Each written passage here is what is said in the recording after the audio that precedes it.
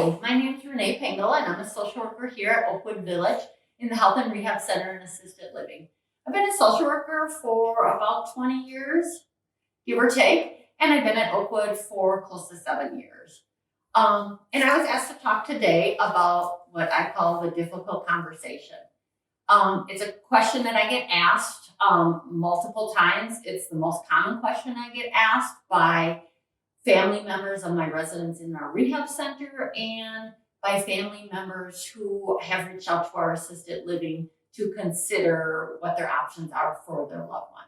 So as you probably figured out by now, that difficult question is when to have that conversation with your parents as the adult children about making that next step in life to a higher level of care.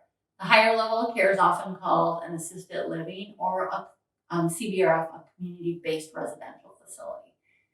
And so what I can tell you is, one, you're not alone when you're struggling with starting that conversation. I've been there myself with my own family members, and family or friends even reach out to me because I'm a social worker, so they know I've had that question posed to me. So they'll seek it out. But just know you're not alone. I know with that question comes a lot of people are scared because it brings a lot of guilt. We're used to being cared for by our parents, and now it's kind of role reversal, and we're the ones trying to help them make the decisions. I say some pointers that I can give you for when you have to have that conversation. Before I get started in that is saying, people want to also know when to have that conversation.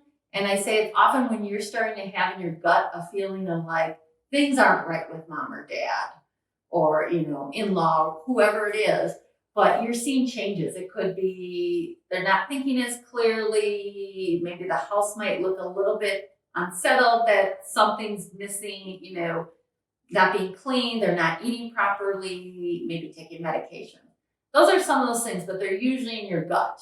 And so you have to have the conversation. But again, know you're not alone.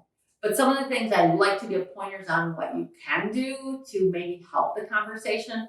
I often say take some small steps.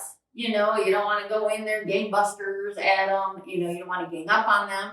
But you want to have a gentle conversation with them. I often say, someone told me this term, soft landing. You want to bring it so that it's a big, impactful conversation and it's intense and there's a lot to it. But how can a soft landing, how can I approach it and, keep them at ease about it? So I say one thing you can really do is empower your loved one, make them part of the decision-making, talking about let's just get out there and get our feet wet and maybe just see what's out there. But I say, let them be part of the process.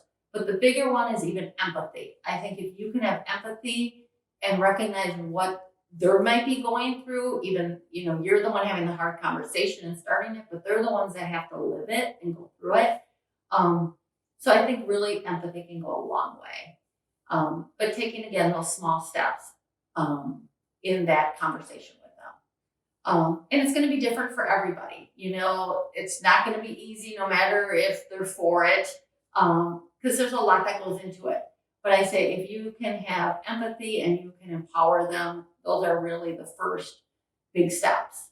And always remember, I try to tell even residents when I'm having the conversation, because I often have to have that myself with them, is I will tell them, my goal is to make you thrive longer. And if you've been struggling at home, an assisted living where you can have support around you 24/7, you'll be more independent almost in an assisted living setting, a higher level of care than you are on your own because you're struggling. You have people taking care of you, providing your medications, housekeeping, meal service, someone there if you need help with a shower assist. Those things are taking all that energy and you're being supported, that then you can enjoy things with your loved ones and enjoy life and what time we have. No one knows what that time is, but you can enjoy it and embrace it. So that's it in a nutshell. I think, again, just remember those few pointers, but if you have more questions, please reach out to us at Oakwood on our website, www.oakwoodvillage.net. And we'll have someone on our team who can help you and answer any of your questions. Thank you.